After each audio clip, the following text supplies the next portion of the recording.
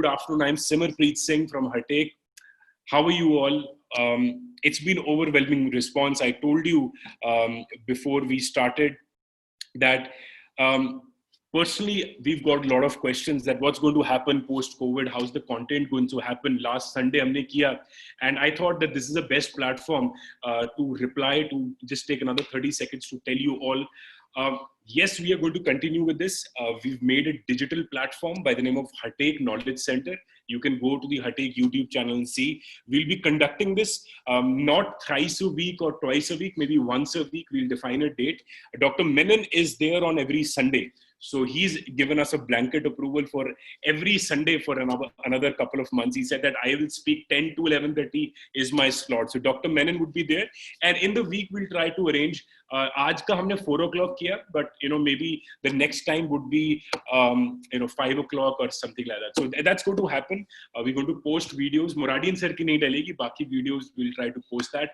So once again, that was there. And every webinar I start with a mission. The mission of every Hartake webinar has been, when we started, was to create a positivity, to create a positive impact in the community. And that was our aim. A lot of people have asked us that, this will continue. We've structured this and we will keep on doing this. Today, we have our very own Professor Nimesh Rathod speaking today. For every participant, I have a lot of introduction speaking, but he's a thinking catalyst as he defines himself.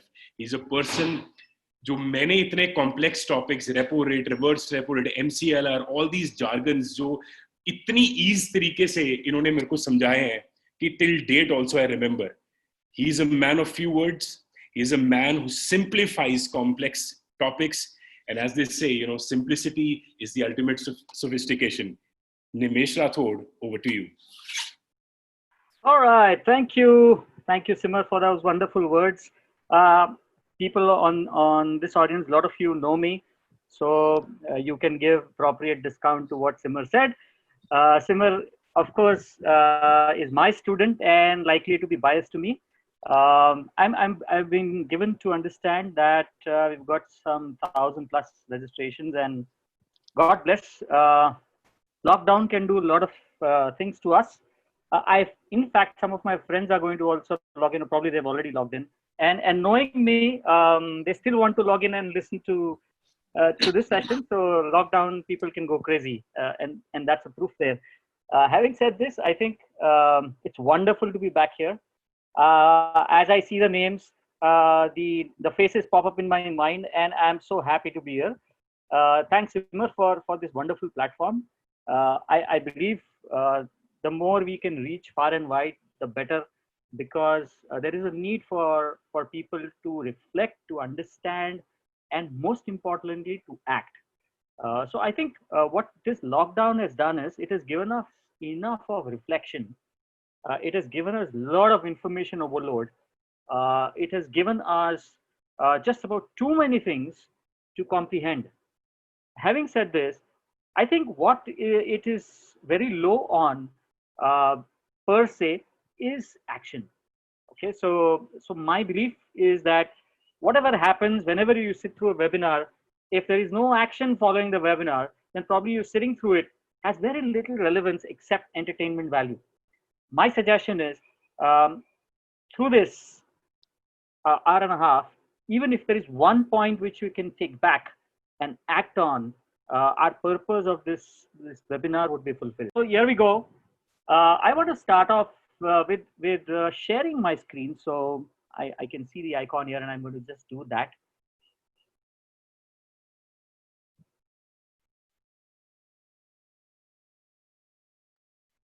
All right, here you go.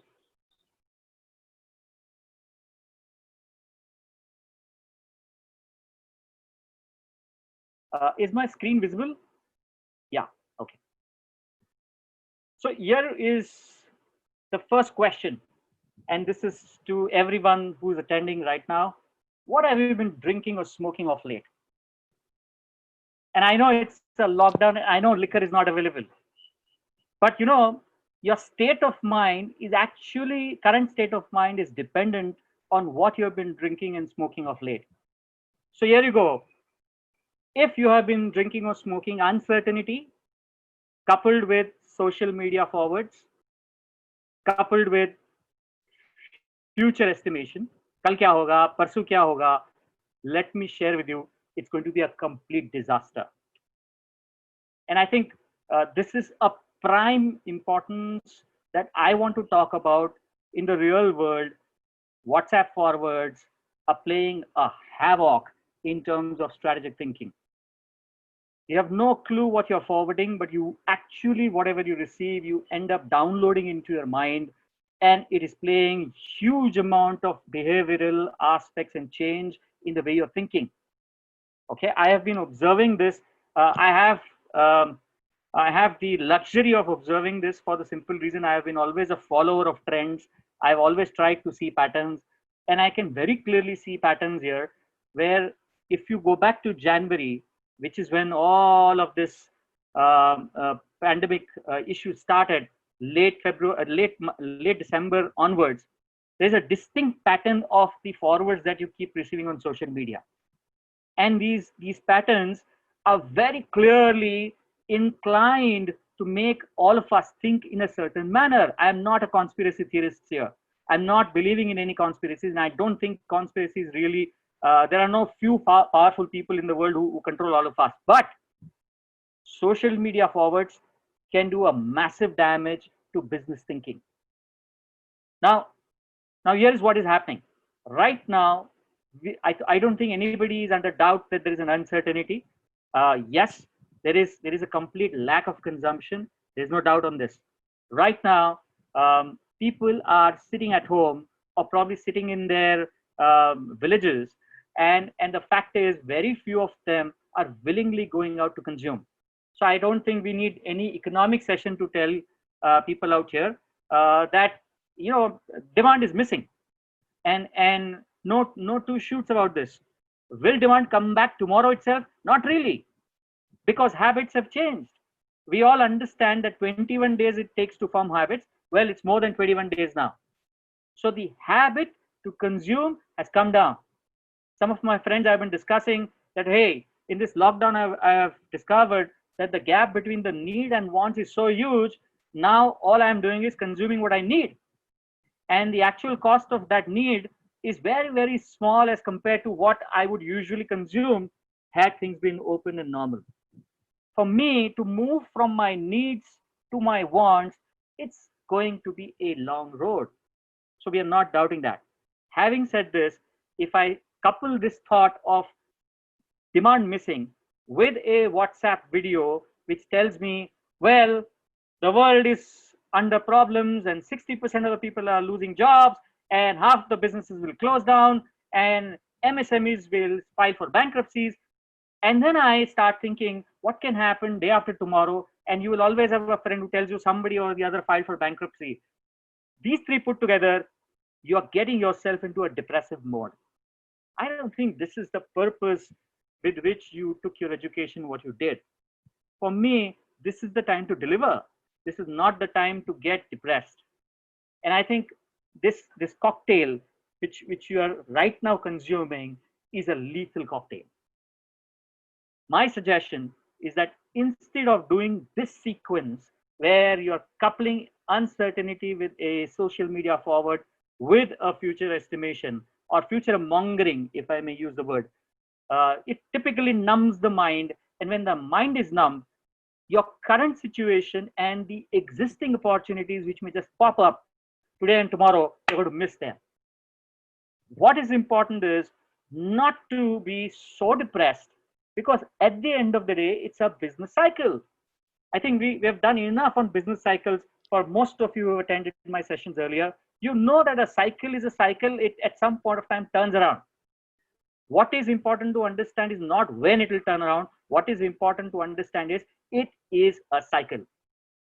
And I think as long as we keep this in mind, our approach to business strategy changes. That all right, yes, we are in a down cycle. Yes, there is going to be a complete element of liquidity crunch, if I may use the word. The velocity of money as of now is almost at standstill, and we all understand velocity of money and how it can change behaviors. अभी पैसे market में नहीं घूम रहे हैं. I don't think anybody has any doubts on this. However, अभी वापस हम कभी वो कर ही नहीं पाएंगे. New normal, I think all of this is just a bit overblown. I would put it as two scenarios. Scenario number one is what will happen post vaccine, and scenario number two is what will happen till the vaccine is delivered.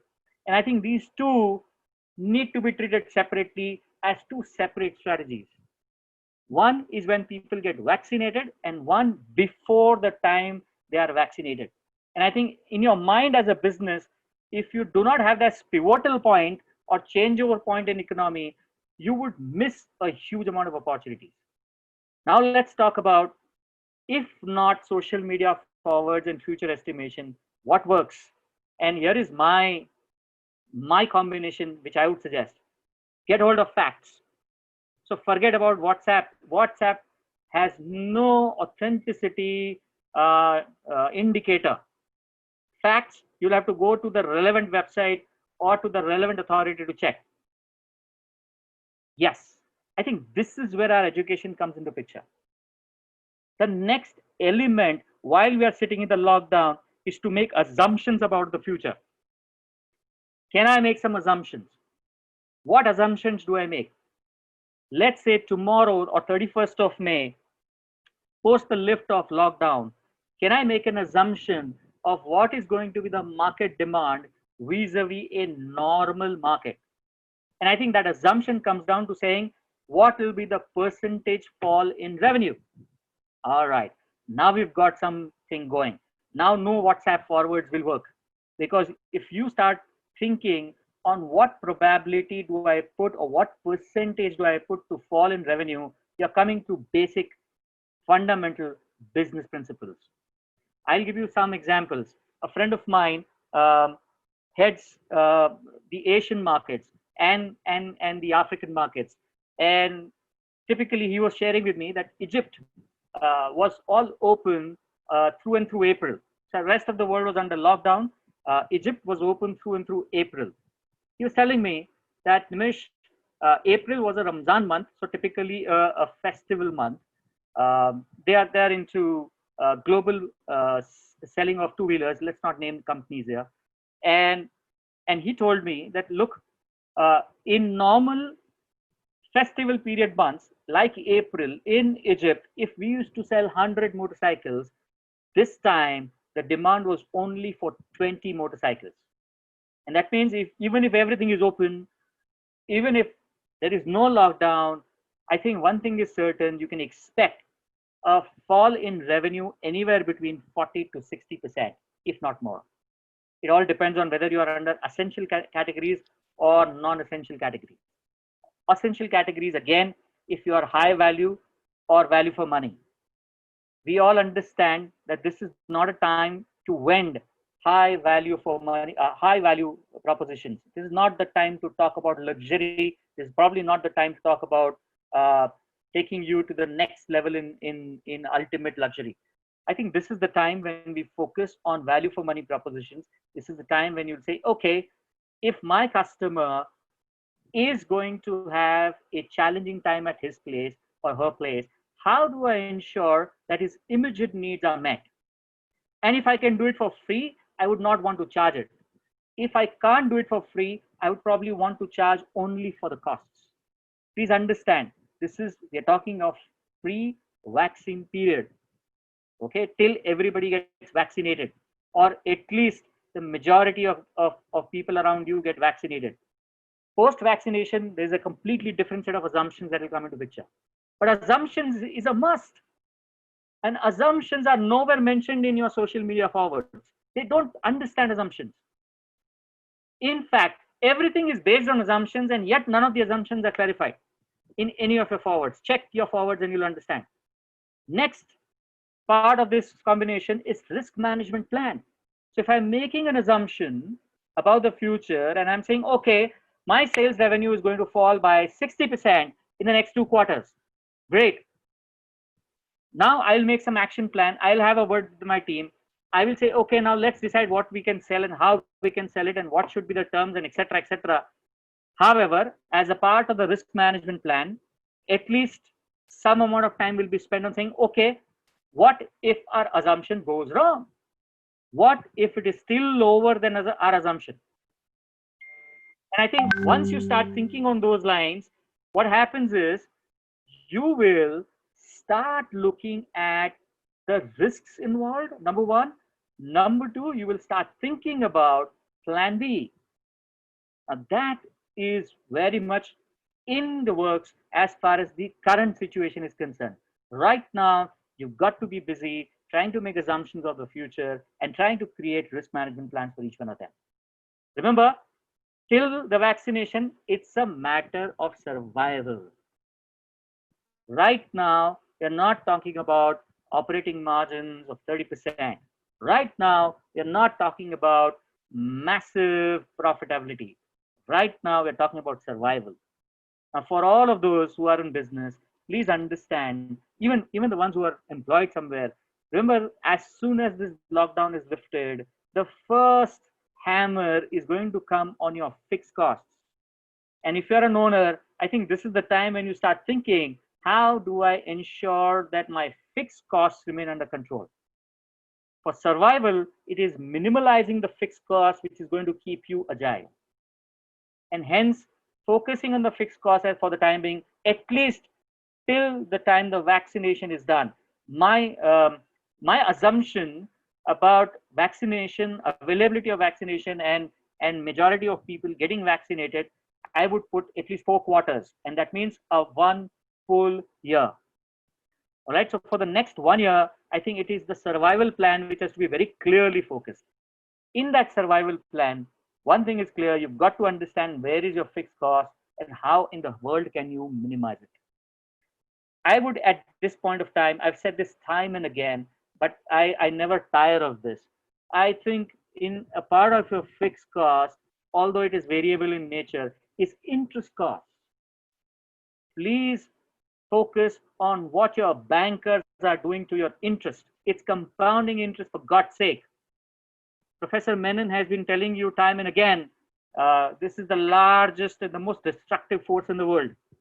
And I would completely agree to that. Compounding interest, and imagine RBI had made it compulsory for all the banks to shift every business owner, every borrower to repo rate based loans. More or less because it was mandatory, you have been shifted, but they've added a charge calling the markup fee. That's 2.5%, for God's sake. 2.5%. How can you simply keep quiet and tolerate? I know they don't agree so easily. I know there is an element of, if I may use the word, there is an element of combined strategy of bankers not to budge on the 2.5%. But please understand, we also have a combined force of our associations. There has to be pressure. We've got to treat our bankers as suppliers. I have nothing against the bankers. For all you know, they may be on the call. I'm more concerned about the fact that businessmen don't take interest rates seriously. I know I've met so many, and I think they just simply say, oh, banker के साथ रिश्ते ठीक रखने चाहिए. पता नहीं कल जरूरत पड़ जाए. Please understand, रिश्ते ठीक करना is a misnomer. आपके रिश्ते हर supplier के साथ होते हैं, and the supplier is there because he is also interested in business just like you. The banker is supplier of your money, and I think it's time you treat them like suppliers. Today, the RBI has reduced the repo rate by 0.4%. And logically speaking, today itself, each one of you should have a reduced 0.4% interest. Luckily, one of the students just messaged me 10 minutes back. So I told him, Kunj, I don't know whether you're there on there or no. But he told me, sir, मैंने देख लिया और 0.4% मैंने already communicate कर दिया है. And the banker has given me, bolo Kunj, unmute yourself and just talk quickly.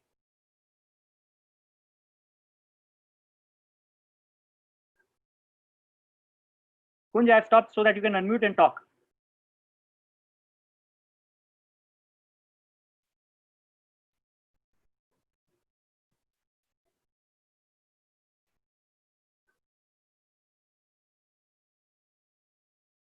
Good morning. Yeah. Good afternoon. Yeah. Speak, Kunj. So repo rate.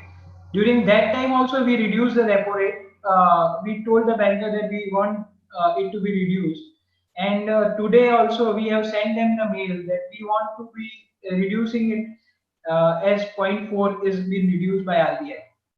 And Kunj, for the benefit of people on this call, please tell us, how do the bankers react to these requests? Sir, first also they didn't say that we will be reducing it. They were not so helpful. But we have been pressurizing them, and today also we have made almost 2 or 3 calls to them for the same reason. Perfect. Good luck to you. Thank you, sir. And thanks for sharing. I think me telling and one of your fellow classmates telling, it makes all the difference. I believe it's time for us to really push hard, because interest rates is a trigger. Let me explain to you quickly how. Look, in any business plan that you've made, if your interest rate or cost of capital is more than 7 to 8%, your margin has to accommodate that 8%, right? So if your original reason to do business was to earn 10%, that 10% and that 8%, that means you've got to have an operating margin of 18%. 18% makes you completely non-competitive against somebody who's borrowing money at 0%. By the way, outside India, in some of the biggest global economies, loans are available at 0%. And that means you're up against huge competition after the lockdown. And the differential is going to be this 8% that you're paying to your banker, and which they are not paying to their bankers. And for your own survival's sake, it is time that you push and get it down to 4.5.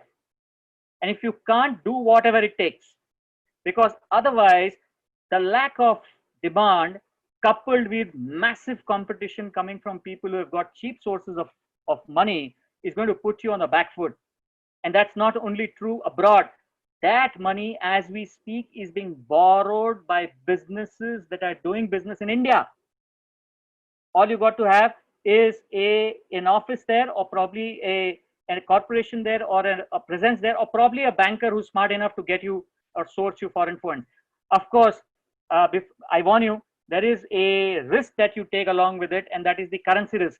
Having said this, at 0%, and currently if India's interest rate is 7%, it more than makes up by for the hedging cost that may be involved. Hence, for us, the key element is the interest rate. Now, this interest rate, if it is reduced from the current 7-8% to 4%, remember, your ability to take risk just doubled. And if it goes down to 3%, the ability to take risk goes up further. And mind you, the current velocity of money, which is almost nil, that's the point we're trying to make. Your ability to take risk has to go up, and that can only happen once the interest rate comes down.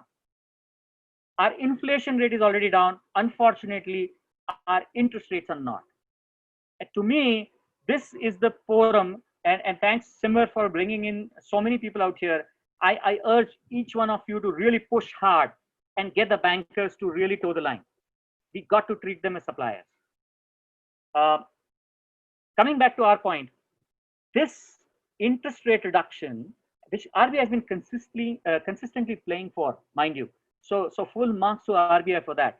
I think you need to understand as a business that my borrowing cost has to come down, and that's my plan during the lockdown.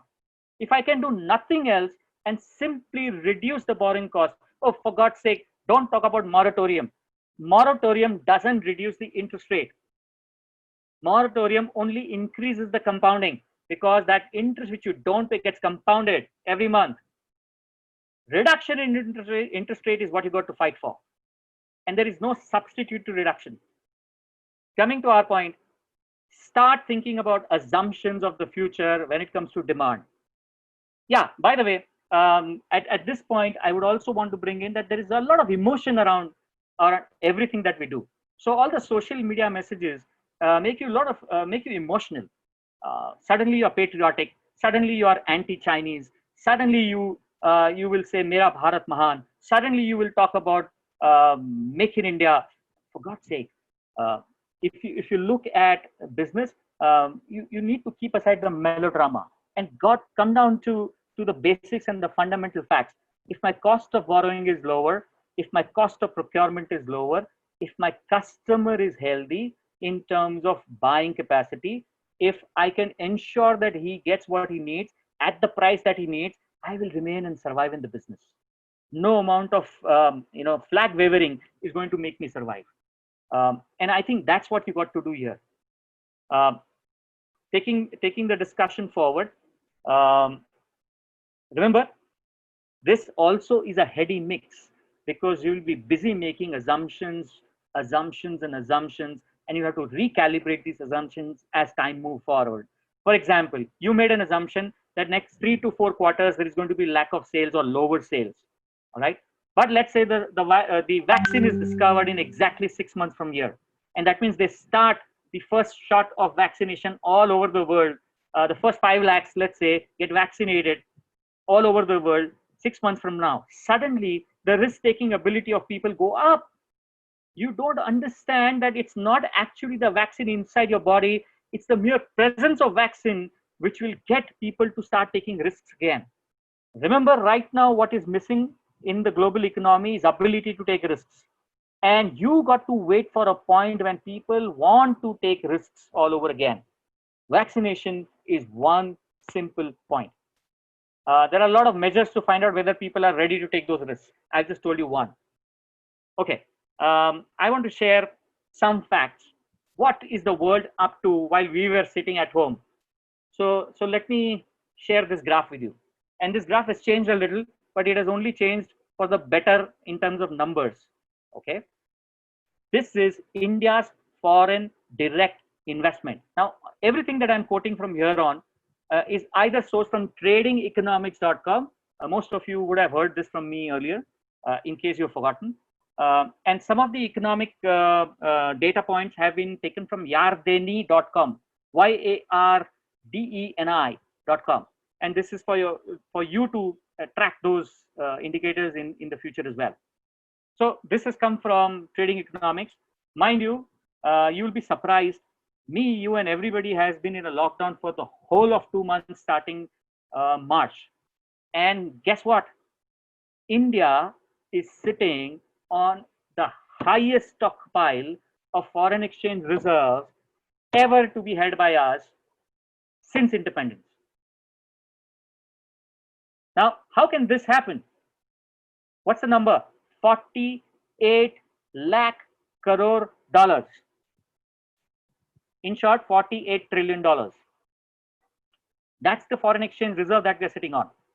And that means, while me and you are being so dejected about our future, while me and you are thinking, oh, there is a doomsday and things are going to be terrible, dhanda band ho jayega, aadhe log ghar pe reh jayenge, aadhe ye ho jayenge, somebody is bringing that money in. Okay, and this forex reserve, mind you, has not gone below 47 trillion for the entire set of months whatever you've been talking of. And that means there has been no flight of capital despite the challenge.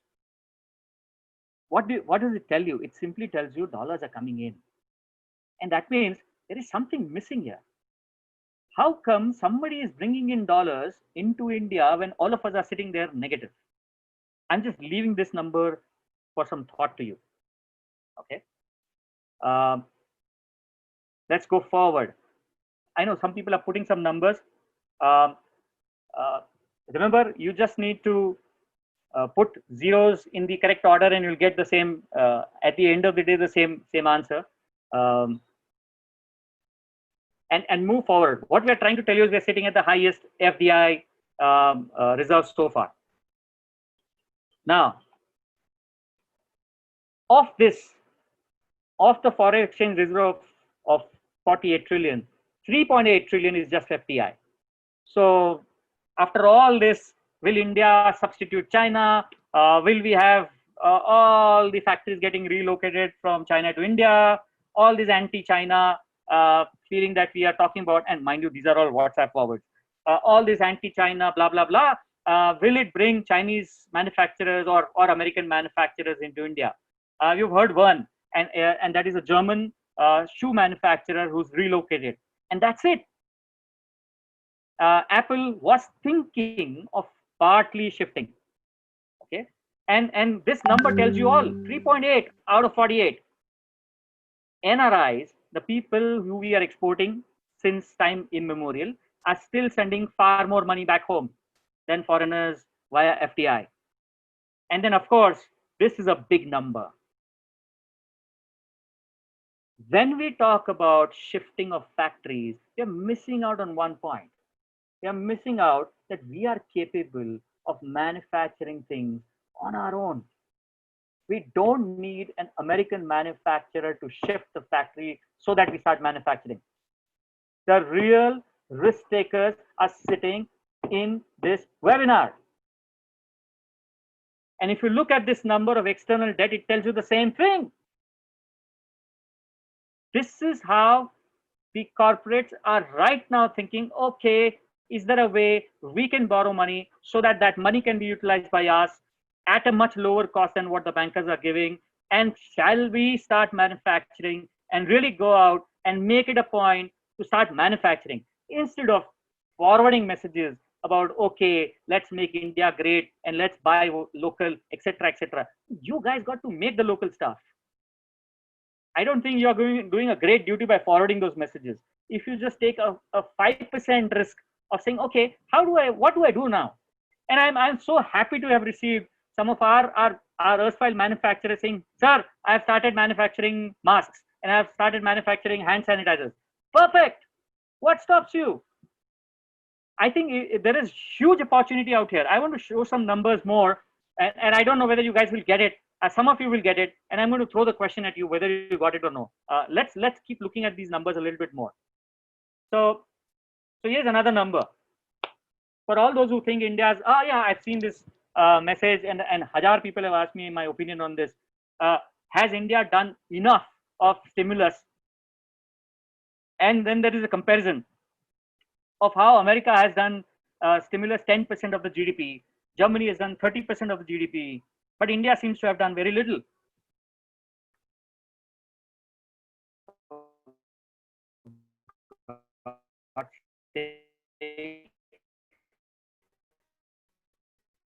Please understand, you're a businessman finding out in front of you on screen. Look at the RBI's balance sheet. This is RBI's balance sheet. It has gone up by 20%. There is a 20% expansion of the balance sheet of RBI in the last 3 months. That's enough for you to understand that there is huge amount of liquidity that has been released. Second, if there is liquidity out here, and if there is liquidity elsewhere, as a business, I need to start thinking, how is this liquidity going to change the emotions of my customer? So if at all you want to be emotional, please understand the only place where you can afford to be emotional is to think about what your customer is going through right now. At this point, I've shared this earlier in one of the earlier webinars. Please take a look at what Alibaba did bang in the middle of the crisis at Wuhan.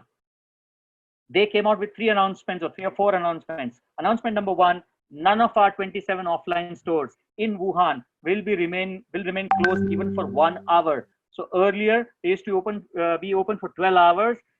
In the middle of the pandemic, they said all these stores will be open for 24 hours. Number 1. Number 2, they said not a single item sold in our stores, any price change allowed. You can't escalate any prices. Number 3, all those intermediaries who were servicing the customers of Alibaba were told, we understand you may not meet your sales target or you may not be able to pay. Don't worry, our balance sheet is much bigger than yours. We will borrow and provide you finance to tide over the current situation. We will split the interest rate with you. And we've got the best of interest rates at 2.5% or 3%. There you go. Simple strategy. None of our customers should face any shortage. None of our customers should have any escalated costs. And most importantly, none of the supply chain members should close down because of lack of sales. And I think they put this in very clear-cut communication terms. They came out and told the shareholders, please don't expect any incremental profit for the next 2 quarters. In fact, we are lowering our complete growth rate and the profitability for the next whole year. And I think the shareholders understood this strategy perfectly well, because it is in the time of crisis when a business can stand up for the customers. I too have customers, and I reached out to each one of them saying, hey, I can do XYZ for you, and don't worry, I'm not asking for a single rupee of charge as of now. Now, that's minimum you can do for your customers. And if you start doing this, if you stop thinking about profitability at this point of time, you will survive. And so will they. And for God's sake, if they survive till the vaccination, both of you will thrive post the vaccination. Next point. Take a look at this graph. The Fed, what has it been up to? Man, massive liquidity binge. Unheard of quantities of money is being pumped into the markets in the US. They have already committed in March itself 1.5 trillion US dollars. Now I'm saying trillion US dollars. Okay, so if you multiply it by 75, you can now figure out how much of money is that. That entire 1.5 trillion dollars has already been spent buying corporate bonds in the debt market, in the overnight debt market in US. And that's the liquidity being floating all over, because somebody sold that bond and got the money home. They have already committed 3 trillion US dollars. And an interesting fact, I just got some numbers that at least 2/3 of the American population are going to receive money at home more than what they used to receive when they were working. That's the kind of binge. In classic economic terms, we are saying helicopter money. They are literally dropping money by helicopter across United States. Before you ask me, is it good or bad? I think you've got to get rid of this question completely and forever. There is nothing good or bad. All you got to ask for whenever something like this happens is, what is the implication and what are the facts? So the fact is, they have, and along with the US, a few other G20 member nations put together, the total liquidity that they're going to bring in is 8 trillion US dollars, 8 lakh crore dollars. It may, in absolute terms, it may mean nothing, but let me share some very interesting and startling numbers. January 2020, before the pandemic really started becoming a rage, the total global liquidity was 15.5 trillion. 15.5 lakh crore. And in exactly 3 months, additional 8 trillion. Put your numbers together. That's the kind of liquidity that is being pumped in. What's the logic behind this liquidity? Simple. Velocity of money has come down to almost zero. So people are going to take bare minimum risks. Since they are taking bare minimum risks, let's give them risk-free capital. अच्छा, हम आपसे कोई risk, आपको कोई risk ही नहीं है. Government guarantee दे रहा है, बैंकर पैसा दे रहा है, 0% इंटरेस्ट है, आप जाके खर्चा करो. All right, that's the kind of way money is being put in. Now what happens? People go and start spending this money. The velocity of the money starts going up slowly and surely again. But please tell me, what happens tomorrow when vaccination is done? What happens to this 8 trillion additional liquidity?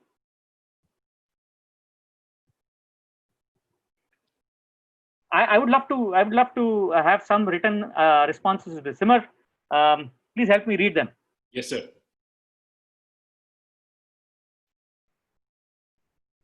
I'll repeat the question. Yes. 8 trillion over 15.5 in 3 months. What happens to this additional liquidity once the vaccination arrives?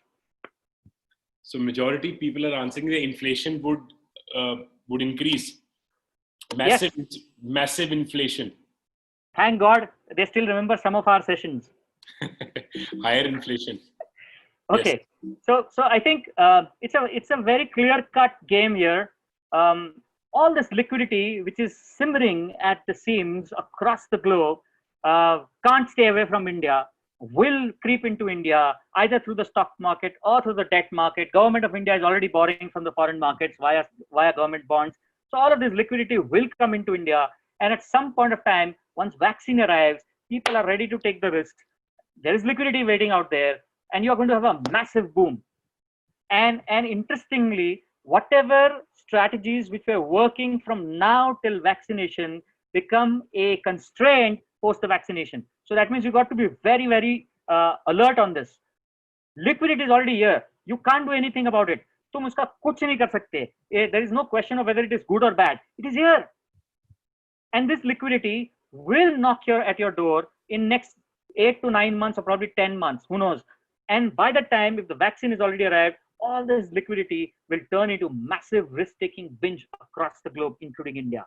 You will have asset prices shooting through the roof. Let's hope it doesn't lead to hyperinflation, but don't be surprised if it does.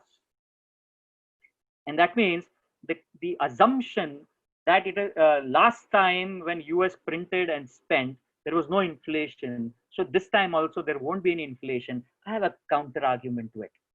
And the simple counter argument is, last time there was no shortage or stoppage of supply of goods.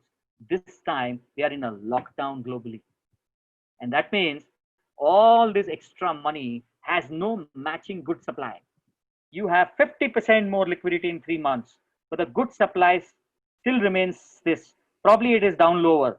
Only nation which is producing right now, and no surprises for guessing this, is China. And so much for anti-China sentiment. Every single business which is starting or will start needs a temperature scanner. Guess who's manufacturing it right now? And you are going to buy that Chinese scanner. So stop being emotional about China is the villain of the world. That's what WhatsApp wants you to think. Think business. I think they really have outsmarted almost all of us in the way they have handled themselves. Yeah, you can keep talking about conspiracy theory, vagara, vagara. Technically, most of you are engineers, I know. It's so difficult to prove. So forget about that conspiracy theory. All this anti-China rhetoric in the US, Chinese companies will be delisted. It's stupidity, because please understand, if you delist the company now, who loses the money? Is it the company or the shareholders? And who are the shareholders? They're going to be Americans, because the companies were listed in New York Stock Exchange. So that's a election gimmick, please understand. And if you read the law carefully, all they are trying to tell you is, well, if you do not audit your balance sheet in our country, when you want to list in our country, then we will not allow you to remain listed. By now, all that money which has been invested in those stocks of the American investors, they would have already found a loophole so that the auditing can be done somewhere in a third-party country, if not in America. And you will find that the solution is posted a few months later. But till that time, election will be over and done with. So please understand, politicians and people are same all over the world. It's not just India where diversion tactics are utilized. Don't get emotional, is my point. The total liquidity commitments is 8 trillion. Okay. And here is another question, or rather another set of data. I would love to ask a question here. Please tell me, when you see this on the screen, what do you see? Okay, so I'm simply asking this question, and Simar, on alert, as people type in the responses, please let me know. Absolutely. Japan has 13.3 hospital beds per 1,000 people in their country. I'll repeat, Japan has 13.3 hospital beds per 1,000 in their country. By the way, that's highest in the world. India has 0.53 beds per 1,000. That's the lowest. And everybody falls in between these two. US is about 3.7 or 2.7. So now, when you look at the screen, everybody please type, what do you see? Simar, padhte ja. Yeah, sir. So a lot of people saying opportunities in the hospital industry, healthcare, some writing higher deaths. Vikas writing it should be number of beds per thousand. Japan has better ability. It's morely healthcare opportunity, medical opportunities, boom for medical facilities, opportunities in healthcare prices, inflation in healthcare prices. Someone is writing Indians have good health. Harsh is writing this. Okay, Japan has less healthcare medicine prices go up, medical industry, new opportunities, only spending healthcare. Population explosion. Someone is writing. Vikas is writing ours is a younger generation. It has given opportunity imports of ventilator. Some are saying lockdown continues, so different responses coming in, but majority responses are on the opportunity side of it. Very clearly, the moment you say healthcare, opportunity in healthcare, I think most of you are closing your mind. I would simply put it as opportunity. Why are you using the word healthcare? If there are less number of beds, that means there is less space to have these beds as well. Probably there are more parking slots than places where these health beds are kept. जब तक आपका दिमाग health care से lock करके रखोगे, आपका चाबी खुलेगा ही नहीं. Now imagine after this pandemic is over, these numbers can't remain the same. Go back to 9/11. Go back to every single massive incident that has happened all over the world. Immediately after that incident, suddenly the governments arise and spend to change that gap. That's going to happen in each of these countries. And it doesn't matter which country, they're going to start looking at, oh, we don't have any capacity to handle an epidemic. And I think that's the key. And it's an engineering challenge, not just a healthcare challenge. If you can design foldable, replaceable, movable, all sorts of things that you can think of, 3D printable beds for all you know, it's going to be a completely different mindset. And I challenge each of you who are into manufacturing to stop thinking that this is a healthcare industry. Hamara industry se koi lena dena nahi. And for God's sake, somebody put cardboard beds. Don't refer to any WhatsApp forwards. Start thinking business. Okay, nothing wrong in looking at an idea, but explore it further as a business proposition is all my point. Okay. Here for us, I've just pointed out one such opportunity. There are hajar such opportunity as you speak. I want to share a case with you. Let me see if that's the next slide. Oh yeah, here's the case. Everybody read this case and react to it. What should the promoter do? A lot of you are promoters out here. क्या करना चाहिए?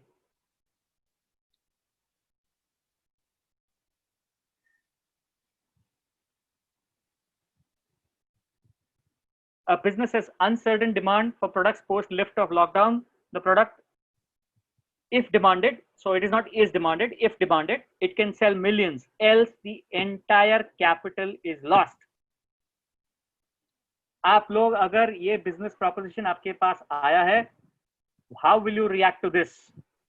I'm not asking for an absolute yes no answer. I'm simply saying, would you even consider a proposal like this? Okay, so now I'm also reading along with Simar here. I would consider create the demand, no, 100%, no, buy opportunity, job works, yes. Kalicharan says yes, look for another something, I lost it. Would consider if capital is small percentage of my worth, yes, we'll take the opportunity, borrow capital, yes, create demand, safety, great. Nobody has said, let me refer to any WhatsApp forward that I've received. Okay, so build capacity. Okay, great. I got you guys thinking. Please submit. Let me submit with you the next 4 names in the next 4 slide. Next 1 slide. Have you heard any of these? Pfizer, AstraZeneca, Regeneron, and Roche. And by the way, as you see on the top, none of these four are really busy thinking, "Acha, China se shift karne ka hai." In fact, two of them have had trials in China as well.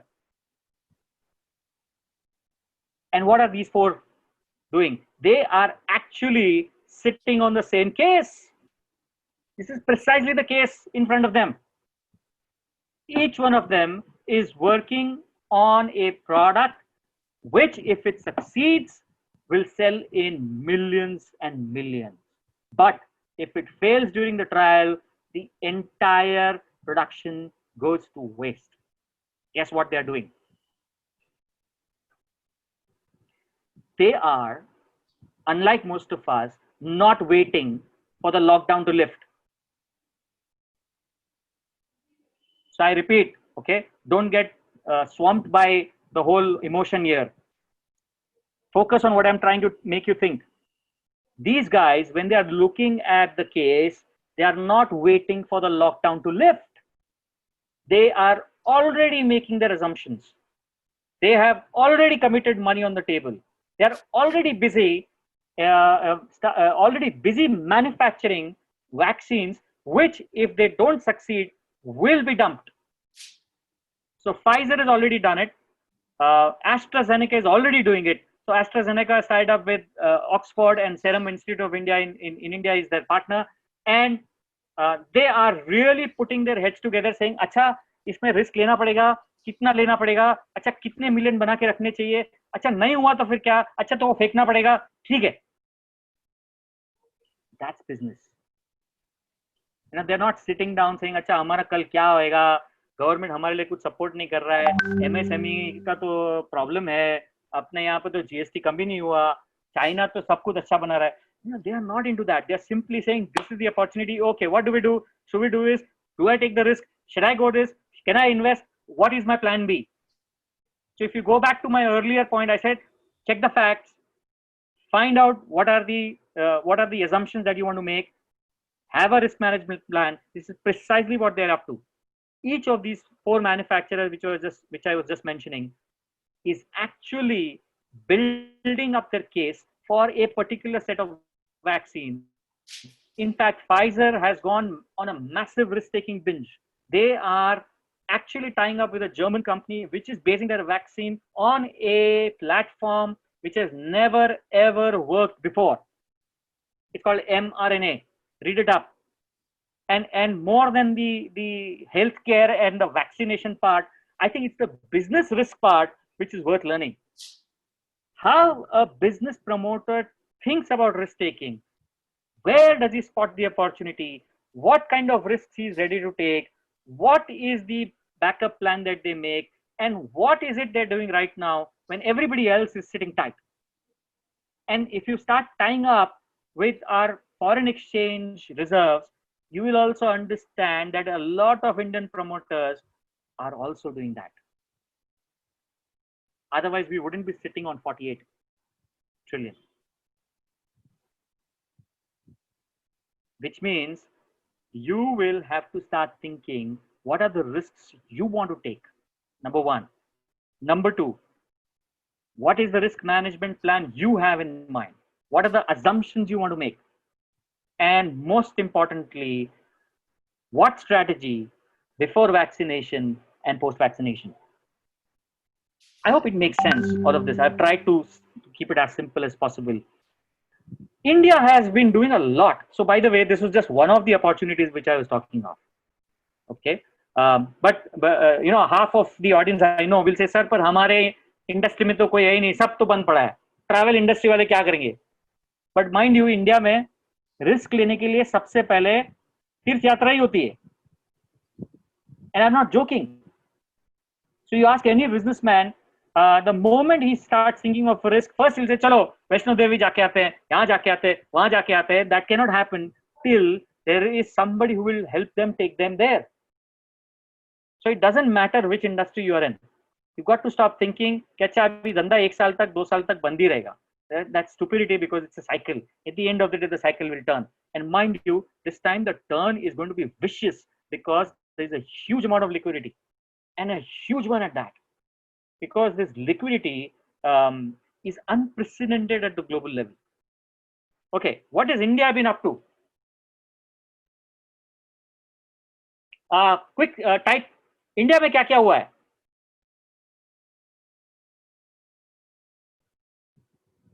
So I've already given you a clue if you look on the screen. But I want to understand what you guys have been up to. What have you been watching apart from Netflix to find out कि India के अंदर क्या हो रहा है, which is going to change the business scenario after the lockdown. Okay, now I'm seeing something. Some states have changed labor. Yes, very good. Supply shocks, promoting exports, abolition of labor laws in few states, defense, APMC reset. Shell, what do you know about APMC reset? Because I picked up that. I don't know how many of you are on my LinkedIn. Are you connected on my LinkedIn? If you're not, you need to, because we can have huge amount of conversations there. Mind you, this agriculture, and I've actually written it in the way I've written it. It's a culture reset. Incidentally, वो जो 20 लाख करोड़ का जो package है, उसमें से इसके लिए 1 रुपया भी खर्चा नहीं हुआ है. So let's put the facts down. This is a massive reform, by far the biggest one since 1991. I would put the agricultural proposition. It's still a proposition. It's still not a law. So there is still a gap between the cup and the lip, in the proverbial fashion.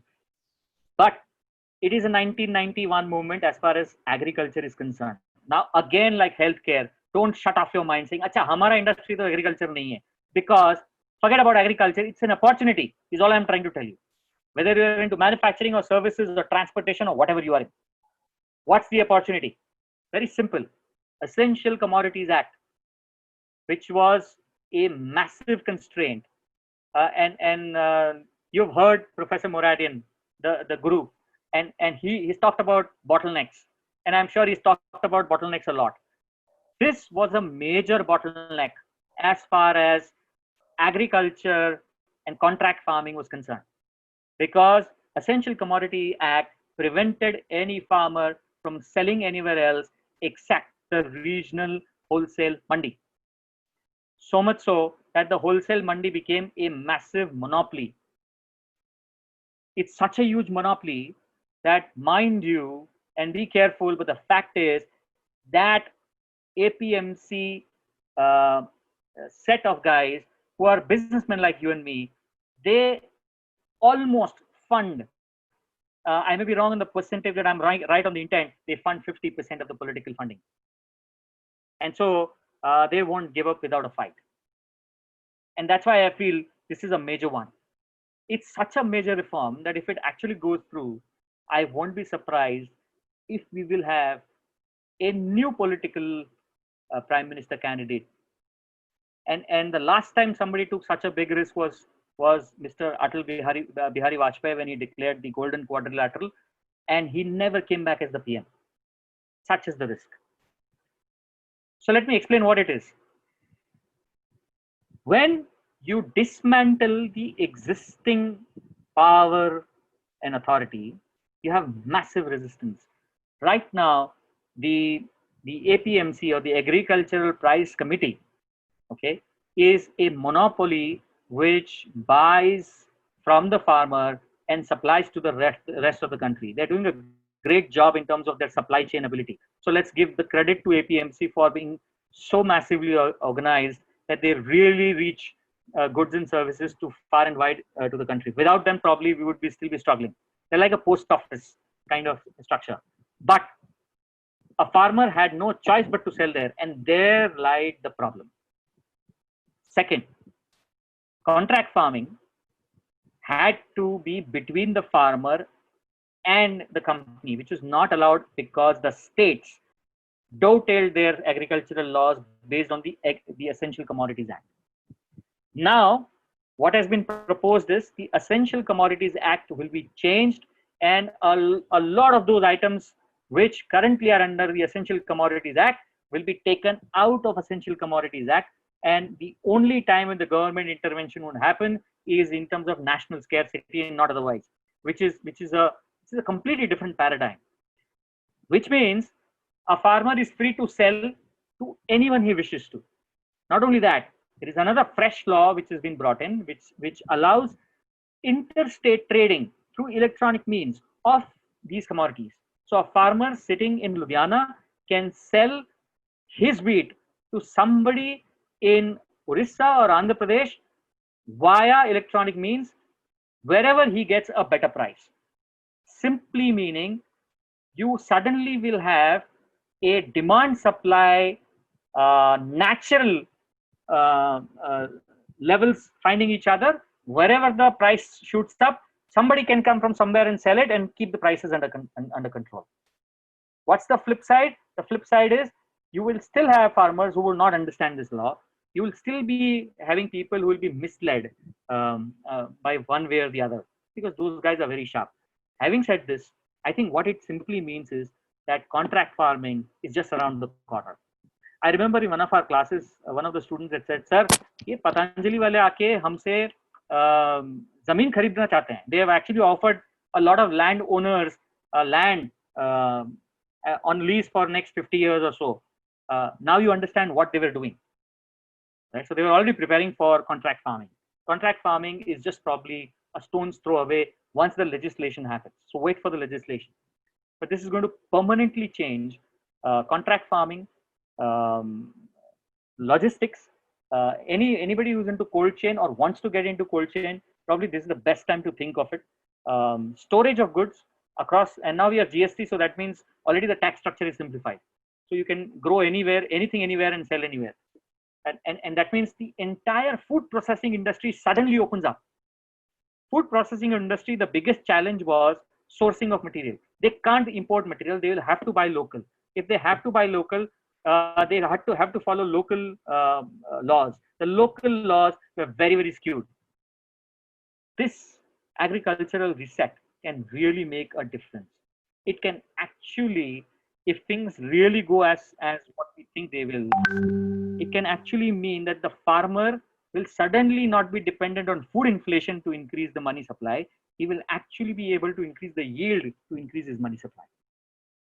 For those who are a little more curious on this, please read up eChoupal.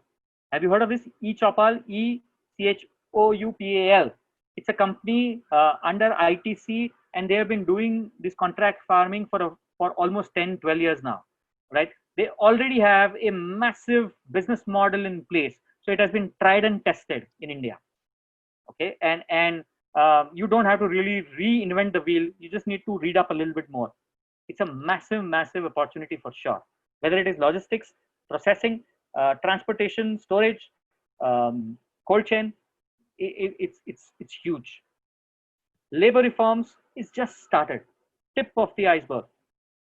I think the German company, you must thank the German company which was manufacturing shoes in China. Probably they influenced this a little because suddenly one fine day, Madhya Pradesh, and immediately after that, Uttar Pradesh came out and said, okay, we are suspending our labor laws for the next 3 years, except some basic minimum wage act. Nothing else is applicable. You can hire, you can fire. Oh, I mean, I never thought this could really come through, and it seems that the situation has got to our politicians, and they probably now know that the cost of not taking this decision is going to be far larger than the cost of taking this decision, and that's possibly the reason why they have moved in this direction. Hopefully, this is caught on by the other states as well. Mind you, 65% of our country is in agricultural as a profession. अगर 65% लोग agriculture में है, जिसमें से अगर ये changes की वजह से even 50% of those farmers get impacted. Let's say 50% will not get impacted, but balance 50% will get impacted, which still means about 30% of the population. And this 30% of the population, when they have more money, when they spend more money, you know what happens to the balance 40% who's not in agriculture. I did not explain to you the basics. It is all about money flow. By the way, while you and me were worrying about the virus, mind you, the farmer was busy harvesting in April. Okay, the tractor sales jumped 20% in February because harvesting has to be done. We have had a record harvesting in April. It has been highest ever wheat production. So not everything is down and in the dumps.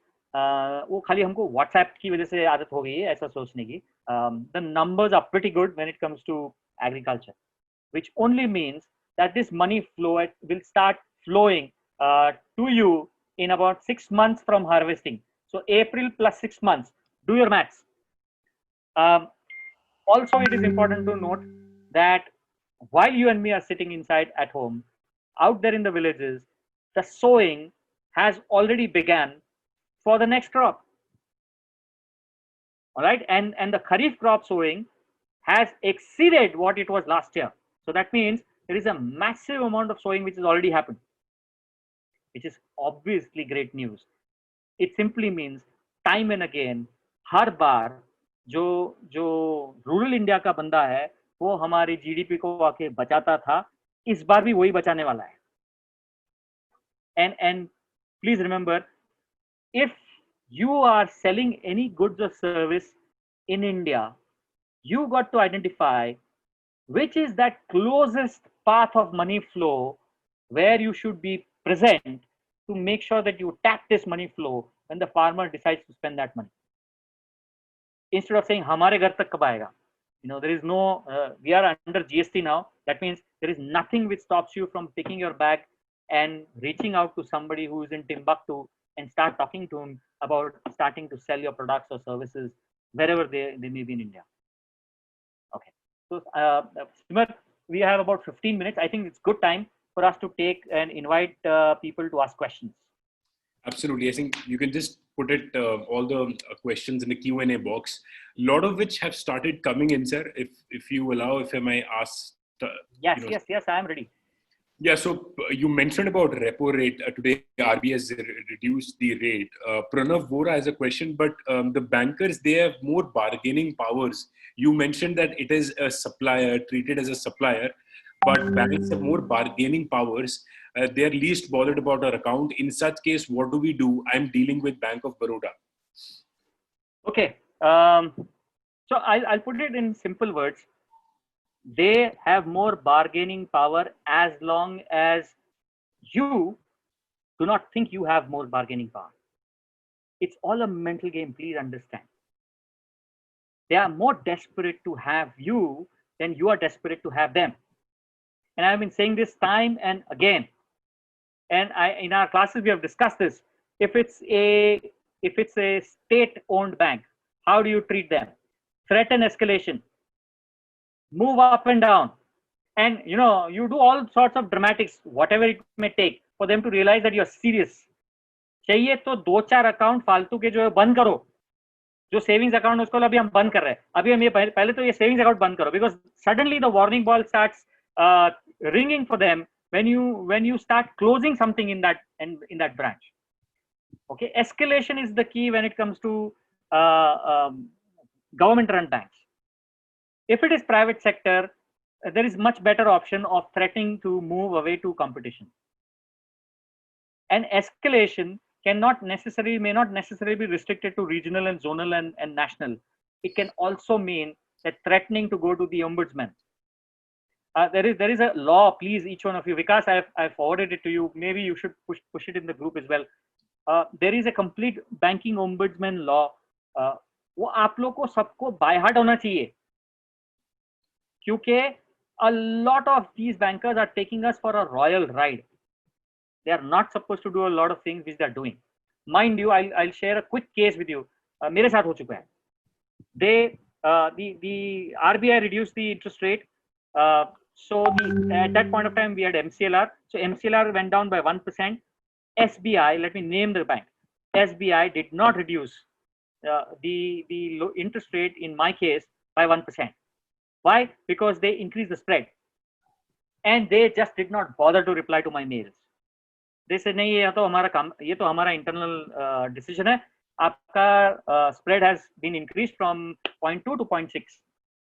I went to the nodal officer knowing very well that he is not going to reply. I actually went to the ombudsman. I followed up with the ombudsman. I physically called them. I threatened to escalate at the ombudsman as well, because there is a 3-level chain right till the secretary level. Eventually, I got the order in my favor, and then I also got access to the circular which they have circulated amongst the banks. So RBI has actually circulated this circular amongst all the bankers, saying without doing a complete exercise on risk assessment, you cannot change the spread of any borrower without taking them into confidence. And that means there is a law which can help you if you want to.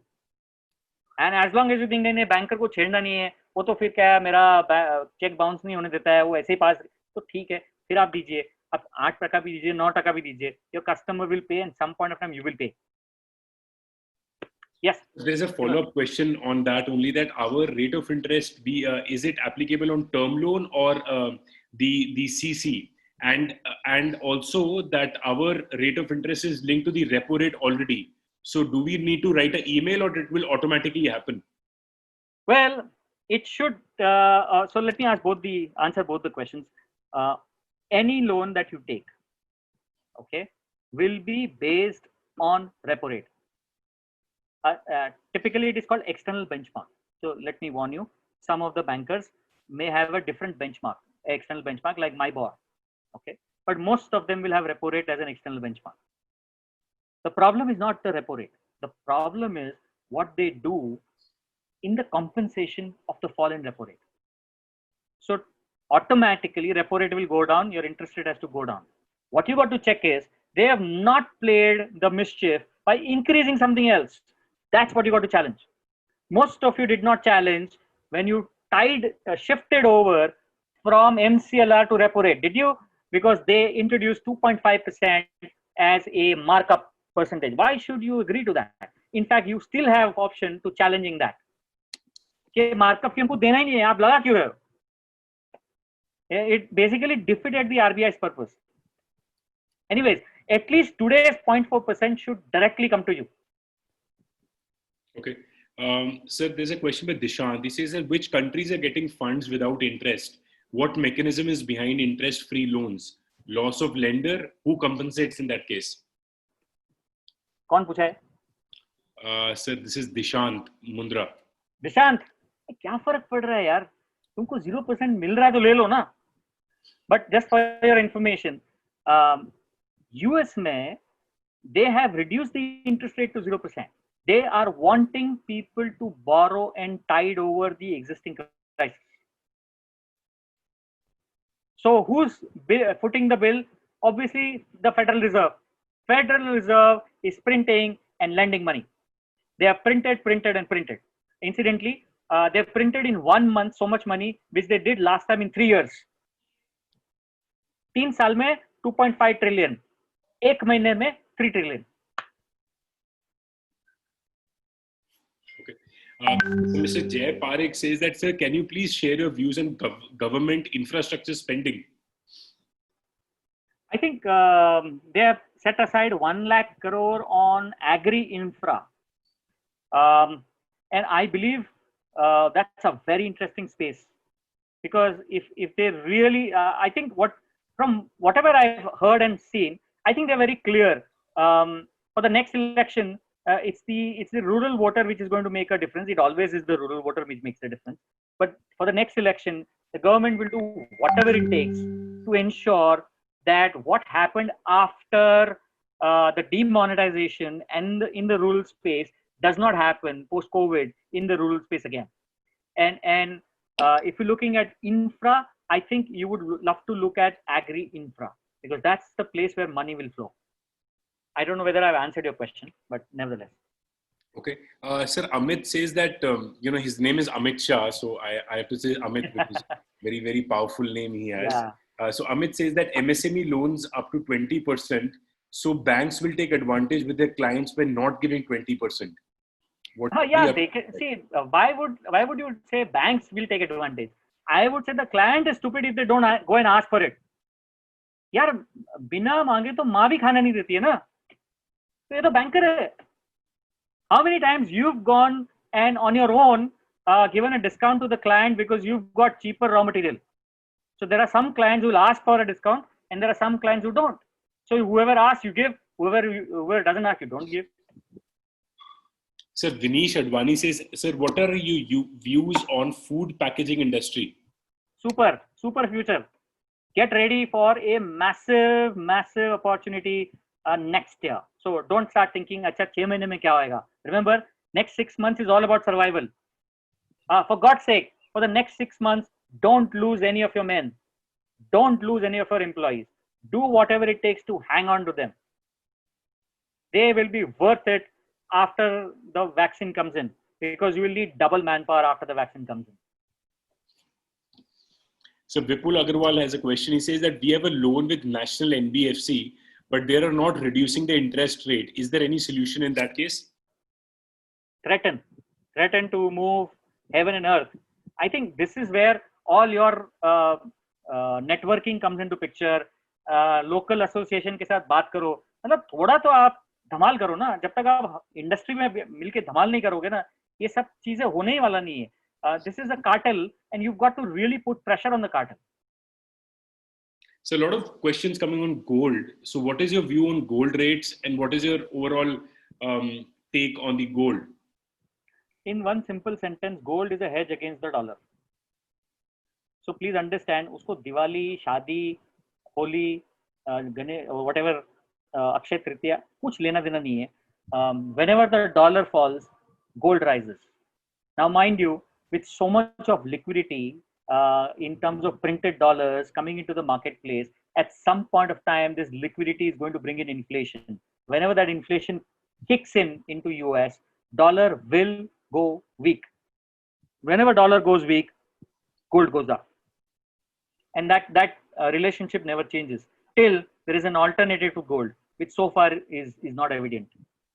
So there's a very interesting question that, sir, we've heard there is a scheme known as CGTMA scheme, which gives free collateral loans of up to 2 crores. Yeah. Sir, can you please brief on that? You've heard it, so you brief us on that. Having said this, I think there are enough government agencies which have come out, including SIDBI, which has come out with a collateral free loan or an RBI guaranteed loan. And it's important for you to start finding out through websites and through the government schemes कि अच्छा हम इसमें कैसे apply कर सके. देखो इसमें थोड़ा सा paper work तो होने वाला है. And don't start looking for agents who can get you doing this. I think you make your people sit on the net and find out the relevant nic.in or gov.in websites, because that's where you'll get the real documentation down.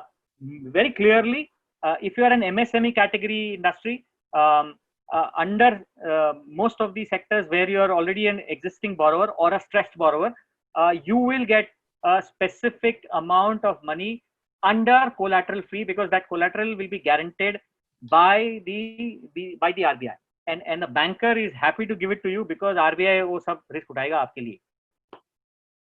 Okay, so there is someone who needs a prediction. Sir, you have predicted almost everything. Can you please tell me what will happen for the real estate sector? कौन पूछा है वो? I need to check that, sir, once again.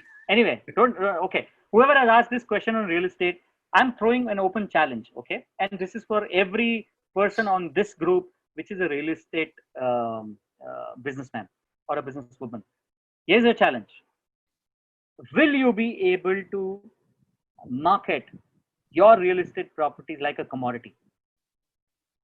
Let this question settle in. I'll repeat. Will you be able to market your product as a commodity? So let's look at any commodity. Aluminum. There are times when aluminum is sold at $200, and there are times when the same aluminum is sold at $50. And I don't think the buyer ever complains, because this is not demand supply ka baat hai. Gold is another example. There are times when you buy gold at 20,000 rupees per gram, and there are times when you buy it for 40,000 rupees a gram, and yet the buyer never complains. Then why is it that the buyer complains when he or she buys real estate and then the price falls? The reason is the seller never prepared the buyer. The promise on which you sell, there is a fundamental flaw. The promise that you're making to the client is that the product that you're selling will never come down in price. If I were you, I would want to change that. How? I will tell my client, hey, today this is the price. I myself can sell this lower tomorrow if the market goes down. So I don't want you to be under a false impression कि इसका भाव गिर नहीं सकता है. And the moment you start, वही बंदा real estate खरीदता है तो बोलता है अरे भाव कैसे गिर गया. Same fellow goes and buys Reliance and he pays $4,000 and tomorrow it will be 800 and he will not complain.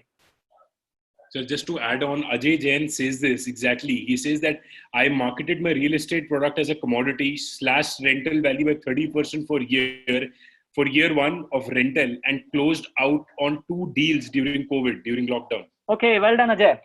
Kudos. So sir, there's another question that's on the. Hey, hang on, Ajay. Come, unmute yourself. And tell us what exactly is the offer that you made your client to your client. Bani, can we have Ajay Jain please unmuted? That would be great to have him. Yeah, Ajay Jain is here, sir. Bani, just unmute Ajay, please.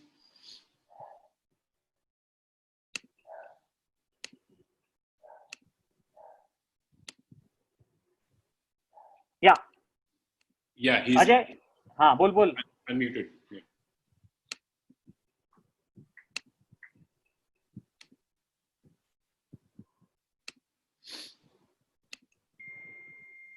Have patience, guys. It takes a little while, but we'll wait. Bani, is Ajay? Are we able to do Ajay Jain unmute? Kar sakte hain? So we'll have another question. I think Bani is just. Okay, Ajay, just hang on there. Ajay, back end पे कुछ कर रहे हैं हम. In the meantime, yes, go ahead, Simar. Next question. Yeah. So there's a question on term loan. You mentioned about on the term loan part of it. So there's a question. They said that can we ask for reduction in interest rate for our 5 years term loan? Look, when you signed up, you would have signed up possibly for an MCLR reset period of 1 year. At the end of the reset period, obviously you can negotiate both the fact that whatever is your spread and the fact that you need to move to repo rate based loans. So both you can do at the time of your review of the agreement. Even if it is for the agreement is for 5 years, you can write to them saying that you want to shift to repo rate. Okay, so there is nothing which stops you to start communicating, and you don't need to wait for the lockdown to be lifted. कल का कल mail भेज सकते हो, mail भेजने में time मत लगाओ. Okay. Sir, there's a lot of questions coming on exports. So Mr. Kun Shah says that, sir, you mentioned about big opportunity of India and India focusing and taking opportunity. Which countries do you think are the best opportunity for exports? Honestly, you look around and see which country starts manufacturing the earliest. PMI dekhte raho. So you go back to our discussions we've had earlier. The Purchase Managers Index is critical. Mind you, right now there are probably only 3 or 4 countries which are close to 50. Everybody else is way below 50. New Zealand is 52.3 is what I remember.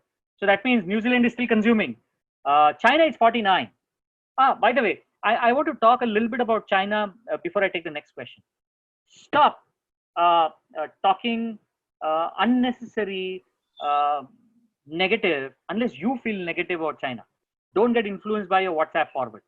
By the way, in this entire number game which I told you of $8 trillion, itna sara liquidity, usme se guess how much China is spending?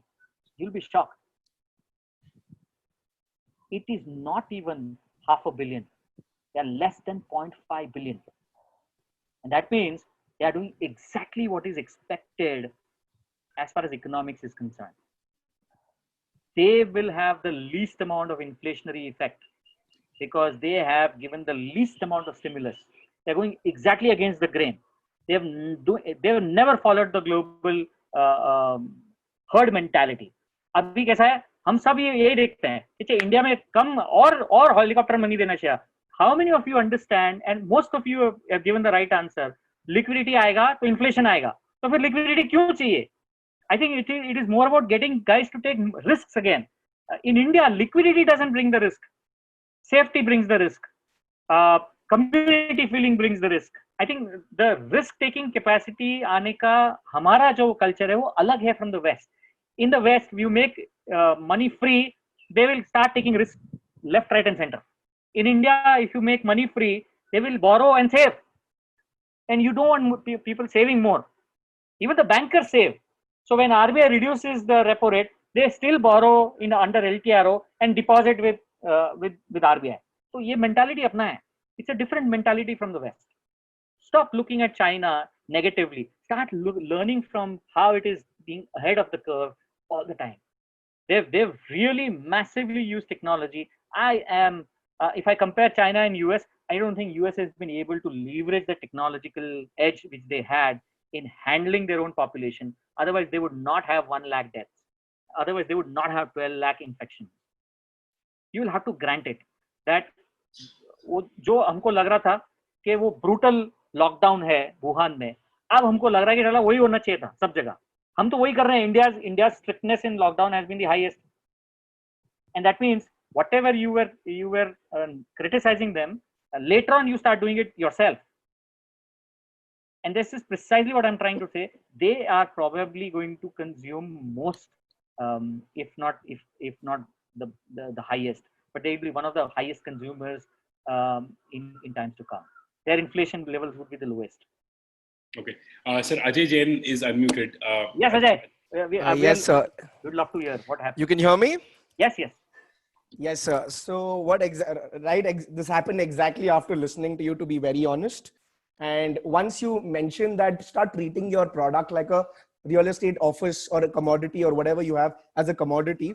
The first thing which I did was, so we had this joint family owned property of office space having 5 floors, of which 2 were vacant. So we just had set up that new office very recently. It's a small place in a very prime location of Bangalore. So it was a small space of 1,500 square feet. So right in the month of February, we closed out on the deal at 2.2 lakhs for each floor. And the above floor was closed as since it was the first deal, we closed it at 2 lakhs. So now I was asking for a price of 2.6 lakhs since I invested on more premium infrastructure in interiors.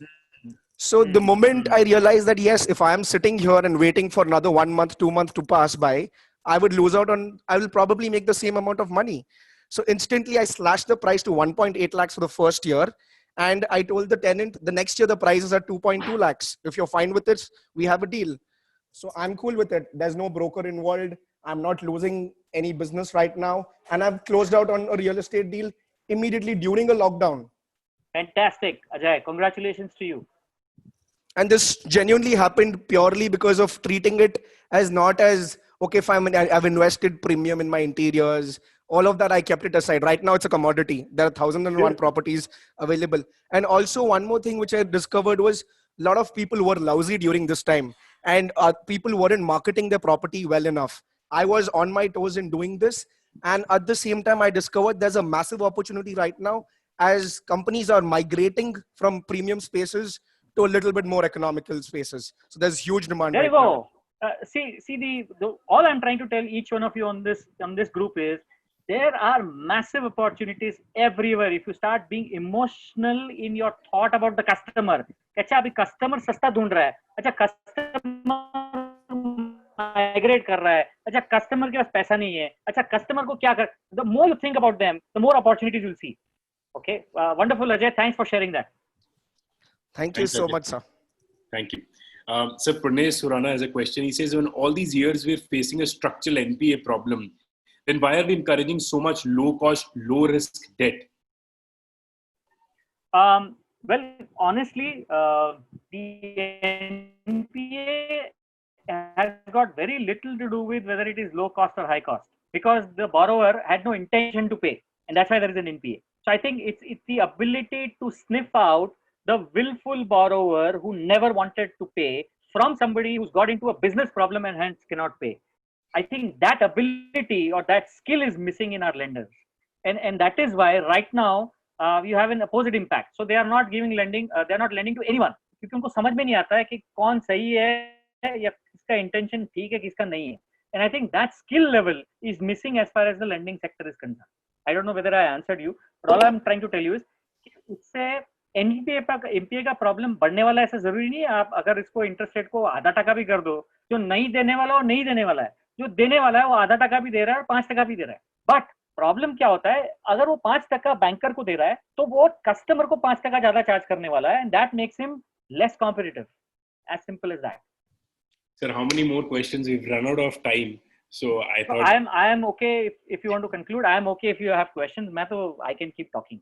no, absolutely. So it's a pleasure. So let's take 2-3 more questions and then close. Sure. So there's a question. Do you think?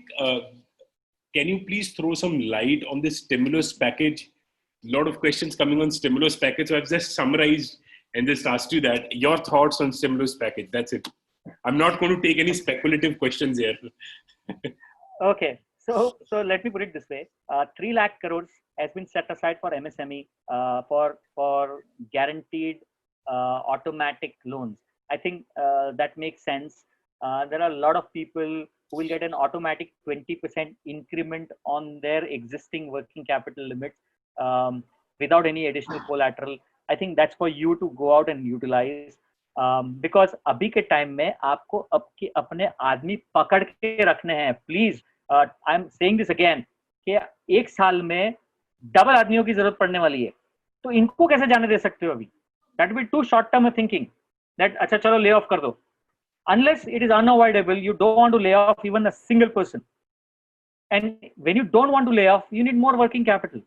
20% of the existing working capital, the banker will give you through an adjusted automatic guarantee scheme, which you should take. The other elements of the package per se should only mean that the interest rate charged to you by the banker has to come down. Unfortunately, it has not come down so far. I've been saying this again and again at all forums, but nevertheless, I'm sure at least this group which I am addressing right now will make sure that they go out and do something so that they are not taken for a ride by the banker. You're getting messages and ये एक वो deal ना बन जाए. People are asking दिल मांगो more. People are saying that this session is not enough. So Varun Kedia is my brother. Varun, Krishan, everybody is saying. So absolutely, I'll be after Nimesh sir now. The way we got Dr. Menon on board for every Sunday that we have. So people are asking. You can see the chat box yourself. So I asked one more question. My last question before your closing remarks on it. So let me ask this question. And you asked about opportunity. You talked about growth. You talked about the new India. What are your remarks on the future growth of India? The future growth of India is based and in the hands of people like us out here on this group. I think it's all about having confidence in our ability. Stop wishing that somebody shifts a factory from China to India. Why can't we simply start a factory here? What stops us? And if it is just capital, I think there are enough ways and means of raising the capital. It's about risk taking. I think that sits here. Ability to take risks, ability to go out and challenge your own mindsets, ability to do things which you have already been installed capacity with. So whenever you took your education, wherever you took it, installation to ho gaya hai capacity ka. It is just about discovering your ability to go out and do things. That would be my closing remark. Good luck. I have, incidentally, I have more faith in you guys than you have in yourselves. Just go out and find it. So just to add, we have a very special guest, our mentor, our guru, Dr. Menon is here.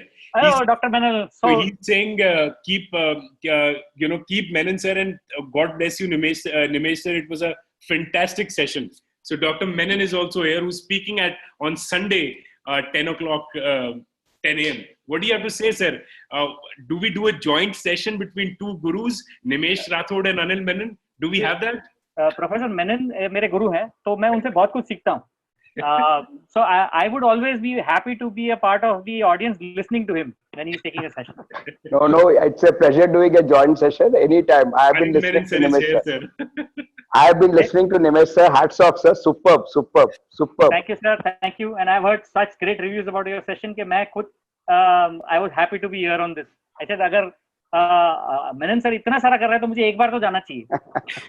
Simmer is the key point, sir. God bless. Simar God bless. Simar is an entrepreneur of top-notch quality. Sir, मजा आ गया. Nimesh sir, very good, very good. Thank you so much, sir. So to all the participants, I'll just close the session with this. Ye dil mange more. That is Nimesh Rathod for you. So many messages that we've got. Once again, a very big thank you. Yes, we will be putting a video of this session very soon. You can go to our YouTube channel by the name of Hartake Group, and all the videos are there at the Knowledge Center. Nimesh Rathod, sir, thank you so much for doing this. We've got so many messages, over 1,000 people registered. And once again, a big thank you to you. A big thank you to the participants, sir. All the participants are the reason of this success. Hartake Knowledge Center, Hartake webinar series is because of you, is because of the participants. Thank you so much once again. Thank you to Nimesh, sir. Signing off, Simarpreet Singh.